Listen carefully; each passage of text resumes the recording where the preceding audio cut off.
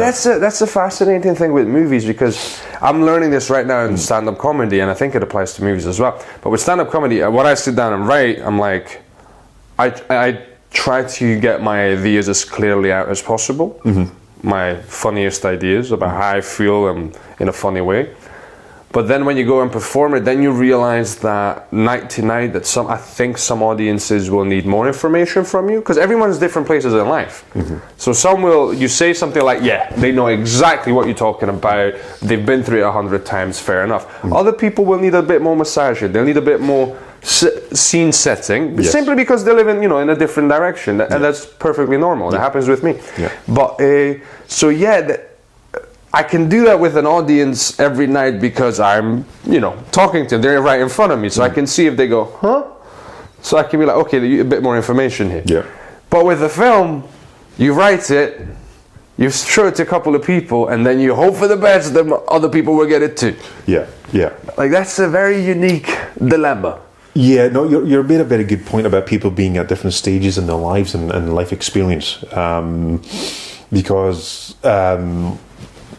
the film, I mean, I guess a lot of creative writing is metaphorical, and I mean, without sharing any spoilers, I mean, you might remember, of course, there were the two main characters. There was a third character. Now, the third character was actually meant to be a metaphor for the relationship. Yeah, that keeps coming back. Yeah. Oh! Spoiler. No. Oh, Jesus Christ! I'm sorry. No. It's not a major spoiler, but no, it was a metaphor for the relationship, the other relationship in that film. Sorry, no, because as I was watching the film, I was like, oh, I see what they're doing. Yeah. Like, so, I was like, yeah, I'm getting it. So, just for the audience, I mean, the log line for the film is, so it's a supernatural shorts set in an alternate reality, and the log line is Jack and Maddie. Sorry, I'll start again. After years of dealing with the dead, Jack and Maddie discover their relationship is 1 foot in the grave.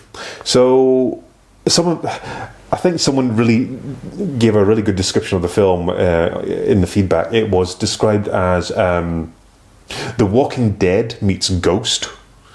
So, no spoiler, but now that final scene makes sense of like, there's always hope. So no spoilers. No spoilers, but it's left it open for something else. Oh my God, I was thinking a follow-up, like a trilogy of short films. That's a really gothic way of doing it. Of making the final metaphor being, it's like very creepy, but at the same time, from a different perspective, you're like, oh, that's nice. There's always. Yeah. I really want to see more, but I don't want to spoil it for people who haven't watched it. But I have to talk to you after this, because I've had an idea that's also supernatural, right, based on this specific, like this whole relationship drama stuff. Okay. We'll talk after, but I need to tell you. Okay. Look forward to it. Okay, brilliant. But yeah, no. Just a different it's a vampire. Okay, I'm going to say that much because it's from Transylvania. So it's a vampire thing. Okay. But using the vampire as a metaphor for a relationship. Ah, okay. Okay, I like it. Already. But like a toxic one. Anyway, no more. We'll talk. Ignore everything we said. We shall talk in the deleted scenes. This is going into the bloopers. Yes, but no, that was a brilliant. I think screening your films, which I'll do for future projects as well, getting an audience to view it before I submit it to festivals. Yeah. Because I just wanted to get it out there. I submitted to festivals, and we couldn't get everyone together until September. So I think going forward, because I do have another film in the pipeline, I will show it to a private audience first, get feedback, and then we have time to edit if we need to. I mean, sometimes the feedback can be simply like the mechanics or the sound, or can you hear, can you not hear, is this loud enough? Something that someone like, was the director for Tenet? Director for Tenet? Yeah. Christopher Nolan? Yes, something that Christopher Nolan should look into sometime. Love his movies. His sound design sometimes is mental. I think the first film I watched of his was Batman Begins, actually. That was alright. Yeah. But like Tenet, sometimes you didn't like. main plot line. I'm watching it in a cinema. And then, what did the guy say? Yeah, that's frustrating.